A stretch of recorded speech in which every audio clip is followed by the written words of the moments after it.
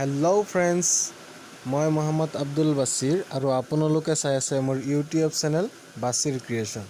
আজি মই আলোচনা কৰিবলৈ বিচাৰিছোঁ অসম টেট 2012 চনৰ প্ৰশ্ন উত্তৰ গণিতৰ। এয়া চাওক, মই স্ক্ৰীণত সকলোকে দেখুৱাই আছোঁ, দেখুৱাব বিচাৰিম। গণিতত প্ৰথম কুৱেশ্যনটো আছিলে সামান্তৰিক এটাৰ কোনকেইটা সমান জোখৰ হ'লে সামান্তৰিকটা বৰ্গক্ষেত্ৰ, ৰম্বাস, ট্ৰেপেজিয়াম, আয়তক্ষেত্ৰ। ইয়াত উত্তৰটো হ'ল ডি। নেক্সট আপোনালোকে চাব কুৱেশ্যন নম্বৰ 2, এটা সুষম চতুৰ্ভুজৰ উদাহৰণ হ'ল সামান্তৰিক, বৰ্গক্ষেত্ৰ, ৰম্বাস, আয়তক্ষেত্ৰ। ইয়াত শুদ্ধ উত্তৰটো হ'ল বি, বৰ্গক্ষেত্ৰ। 3 নম্বৰ কুৱেশ্যন আছিলে এটা সমদ্বিবাহু ত্ৰিভুজৰ সমান কোণকেইটাৰ মান 50 ডিগ্ৰী, ত্ৰিভুজটোৰ অন্য দুটা কোণৰ মান কিমান হ'ব? ইয়াৰ উত্তৰটো হ'ব ডি, 65 × 65, 65, 65। কুৱেশ্যন নম্বৰ 4, তলৰ কোনটো উক্তি শুদ্ধ নহয়? ইয়াত 4টা উক্তি দিয়া আছে, তাৰে চি নম্বৰটো শুদ্ধ। তাৰপিছত 5 নম্বৰ প্ৰশ্নটো হ'ল তলৰ দণ্ডচিত্ৰটোৱে এটা ফুটবলৰ 2012-11 বৰ্ষত খেলা খেল আৰু খেলসমূহত কৰা গ'লৰ তথ্য বৰ্ণনা কৰে। ইয়াত 25D টো হৈছে শুদ্ধ উত্তৰ। নেক্সট কুৱেশ্যন, এটা ঘনকৰ আয়তন 216 চেণ্টিমিটাৰ হ'লে ঘনকটোৰ দৈৰ্ঘ্য হ'ব A 8 centimetre, B 7 centimetre, C 6 centimetre, D 4 centimetre. ইয়াৰ চিটো শুদ্ধ, 6 চেণ্টিমিটাৰ। নেক্সট কুৱেশ্যন আছিলে 5 হেক্টগ্ৰাম সমান কিমান? এ আছিলে 50 ডেচিগ্ৰাম, 50 ডেকাগ্ৰাম, চি আছিলে 50 চেণ্টিগ্ৰাম, ডি আছিলে 50 কিলোগ্ৰাম। ইয়াত বিটো শুদ্ধ, বি 50 ডেকাগ্ৰাম।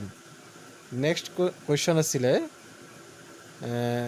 8, এটা লম্ব বৃত্তাকাৰ চুঙাৰ ব্যাসাৰ্ধৰ 5 চেণ্টিমিটাৰ আৰু দৈৰ্ঘ্য 7 চেণ্টিমিটাৰ হ'লে চুঙাটোৰ আয়তন হ'ব।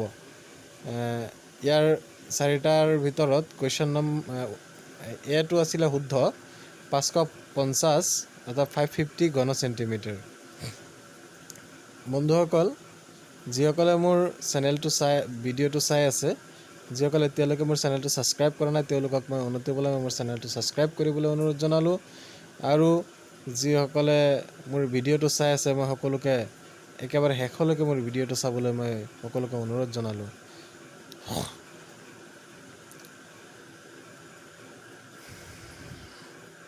নেক্সট কুৱেশ্যন আছিলে তলৰ কোনটো সংখ্যা বৰ্গ সংখ্যাৰ এটা একক স্থানৰ সংখ্যা হ'ব নোৱাৰে? 5, 6, 7, 9। ইয়াত শুদ্ধ উত্তৰটো হ'ল চি, 7। নেক্সট কুৱেশ্যন আছিলে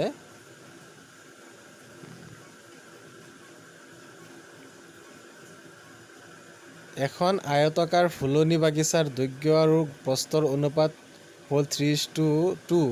যদি বাগিচাখনৰ দৈৰ্ঘ্য 150 মিটাৰ হয়, ইয়াৰ প্ৰস্থ কিমান হ'ব? ইয়াৰ শুদ্ধ উত্তৰটো হ'ল চি, 100 মিটাৰ। এ আছিলে 120 মিটাৰ, বি আছিলে 110 মিটাৰ। নেক্সট কুৱেশ্যন হ'ল এখন ৰেলগাড়ী 21:30 যাত্ৰা আৰম্ভ কৰি লক্ষ্যস্থান পায়গৈ পিছদিনা 9:20 বজাত। যাত্ৰাটো সম্পূৰ্ণ কৰিবলৈ ৰেলগাড়ীখনে কিমান সময় ল'ব? ইয়াত শুদ্ধ উত্তৰটো হ'ব চি। নেক্সট কুৱেশ্যন আছিলে তলৰ কাৰখানা এটাত গাড়ী নিৰ্মাণ কৰাৰ তথ্য দিয়া আছে।